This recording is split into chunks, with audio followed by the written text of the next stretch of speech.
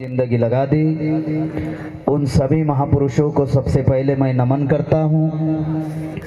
देखना भाई साहब, हाँ आज आपको हम जिनकी जन्म शताब्दी हम लोग मना रहे हैं, ऐसे क्रांतिकारक धरती के आबा जननायक बिरसा मुंडा जी की 150वीं जन्म शताब्दी हम लोग मना रहे हैं।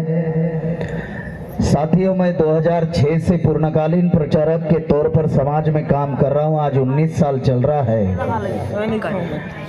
और ये मेरे जीवन के इतिहास में पहली बार रात के 11 बजे भाषण के लिए शुरुआत कर रहा हूं। रात के 11 बजे कभी भाषण मेरा कहीं पर भी हुआ नहीं। तो ये 150वीं जन्म जयंती, जो जन्म शताब्दी, जो ऐतिहासिक है, और इस जन्म शताब्दी पर रात के 11 बजे स्पीच हो रही है, क्योंकि सरकार कहती है कि 10 बजे के बाद में आप कार्यक्रम नहीं कर सकते। तो ये मेरे जीवन के लिए भी बहुत ही ऐतिहासिक पल है। साथियों, मंच पर उपस्थित सभी सम्मानित साथी और आपके सामने अभी जिन्होंने प्रस्तुत किया राम स्वरूप उइके दादा, आपको हमने YouTube पर देखा है। मुलाकात आपकी और हमारी पहली बार हुई है। हमारी बहुत इच्छा थी, हमारे साथी जवाब सिंह उइके जी आपके बारे में बताते रहते थे। साथियों, इस कार्यक्रम में आए सभी मातृशक्ति, पितृशक्ति, युवा शक्ति और सभी सम्मानित साथियों, मुझे मालूम है कि अभी सांस्कृतिक कार्यक्रम होने की वजह से हमारी मानसिकता जो है, कार्यक्रम सुनने की, देखने की मानसिकता हो सकती है, लेकिन साथ साथ में कुछ प्रबोधन भी कार्यक्रम होने चाहिए। साथ साथ में समाज का कुछ प्रबोधन भी होना चाहिए।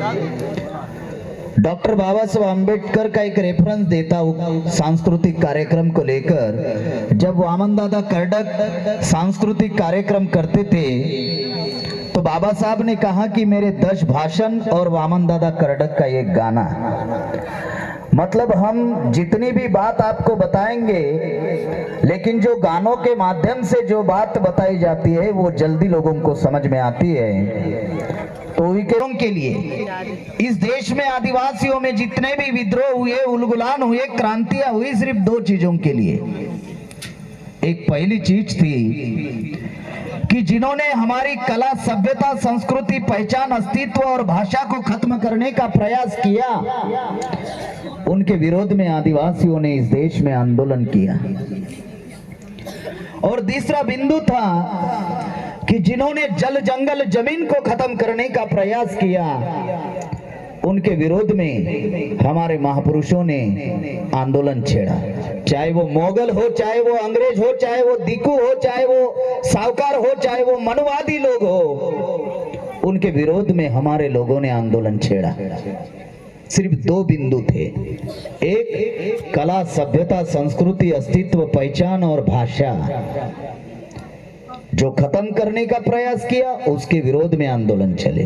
और दूसरा महत्वपूर्ण बिंदु था जल, जंगल, जमीन, जिन्होंने छीनने की प्रयास किया, उसके विरोध में आंदोलन छेड़े।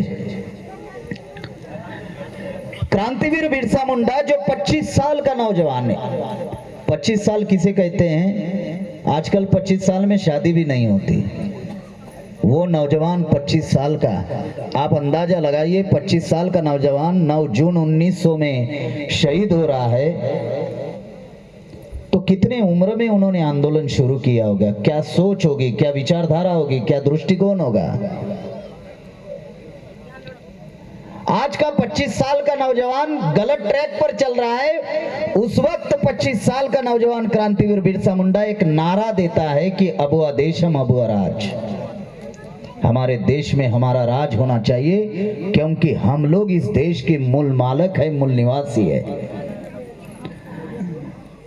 साथियों, जो बिरसा मुंडा का जो उलगुलान था, या इस देश में जितने भी आदिवासियों में महापुरुष निर्माण हुए, चाहे गढ़ मंडला के रानी दुर्गावती मरावी हो, चाहे महाराजा रघुनाथ शाह हो,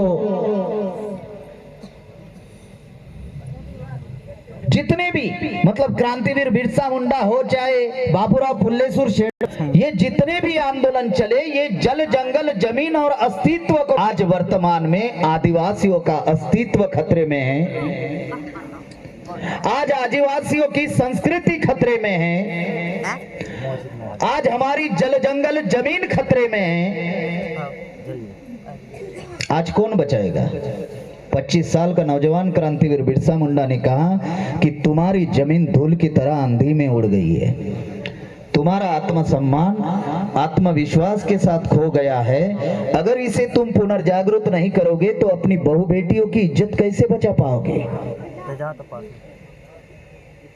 जो परिस्थितियां देश में निर्माण हुई, इस तथाकथित आजादी के 78 साल में जो परिस्थितियां निर्माण हुई कि जो इस देश का मूल निवासी है, जो इस देश के जल जंगल जमीन का मालक है, आज वो लाचार बन चुका है। ऐसी परिस्थिति क्यों निर्माण हुई? हमारे समाज में राजे निर्माण हुए, जहां पे गोंड राज करते थे, गोंडवाना प्रांत था, भील राज करते थे, भीलवाड़ा प्रांत था, और जहां पे कोल राज करते थे, कोलीवन नाम का प्रांत था। और इस मध्य प्रदेश में 46 जाति आदिवासियों की है, 47 सीटें रिजर्व है, 55 जिले हैं आप लोग के मध्य प्रदेश में, और उन 46 जातियों में 3 जातियां सबसे बड़ी है मध्य प्रदेश में, और वो है भील, गोंड और कोल। और जहां पे कोल राज करते थे, कोलीवन नाम का प्रांत था, हमारे समाज में राजे रजवाड़े निर्माण हुए। हम राजे रजवाड़ों की वंशज है, ऐरे गैरे नत्थु खैरे की नहीं है, राजे रजवाड़ों की वंशज है। रियल में 56 इंच का सीना, ये तो हम आदिवासियों का है, जो 52 गढ़ कहते हैं, और एक चौरागढ़ हो गए 56। जो परिस्थितियां निर्माण हुई, साथियों, जो आदिवासी महापुरुषों ने आंदोलन चला, उस आंदोलन की बदौलत 1908 में सीएनटी एक्ट आया, छोटा नागपुर टेनेंसी एक्ट। 1949 में एसपीटी एक्ट आया, संथाल परगना टेनेंसी एक्ट, और उस एक्ट में लिखा हुआ है कि आदिवासियों की जमीन गैर आदिवासी नहीं खरीद सकते। ये कानून बना बिरसा मुंडा के आंदोलन की वजह से, सिद्धू कान्हू के आंदोलन की वजह से, हमारे महापुरुषों के आंदोलन की वजह से ये कानून बने। लेकिन झारखंड में पिछले सरकार जंगल जमीन बचाने का मामला था, कला सभ्यता संस्कृति अस्तित्व को बचाने का मामला था, जो स्वशासन का मामला था, हमारा देश हमारा राज का जो मामला था।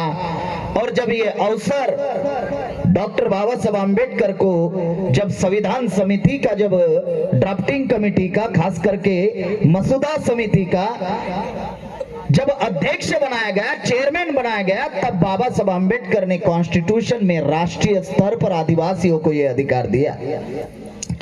संविधान में टोटल आर्टिकल 395 है, 22 भाग 8 अनुसूचियां हैं, और जब अमेंडमेंट हुआ तो 22 भाग, अभी 22 भाग पहले थे, अभी 25 है। 395 कलम थे, अभी 448 है, 448। पहले 8 अनुसूचियां थी, अब 12 अनुसूचियां है। तो संविधान में अधिकार हम लोगों को दिए। संविधान में जो 395 कलम है, उनमें से 69 आर्टिकल, 69 कानून जो है, वो हम आदिवासियों के समर्थन में, आदिवासियों के समर्थन में। यहाँ पे जितने भी पढ़े लिखे लोग अगर मेरी बात को समझ रहे होंगे, अगर आपको संविधान अगर समझना है तो आपको कॉन्स्टिट्यूशनली डिबेट्स एंड डिस्कशन पढ़ना होगा, जिनकी पीडीएफ है 9777 पेज की, जिसके हिंदी में 7 वॉल्यूम्स है और अंग्रेजी में 5 वॉल्यूम्स है। जो 395 आर्टिकल लिखी, एक एक आर्टिकल के ऊपर जो चर्चा हुई, उसका डिबेट्स एंड डिस्कशन जो बनाया गया, वो पढ़ेंगे तो संविधान समझ में आएगा। 69 आर्टिकल जो है वो हमारे समर्थन में है। क्या है? आर्टिकल 12 से लेकर 35 तक फंडामेंटल राइट्स है हम लोगों को।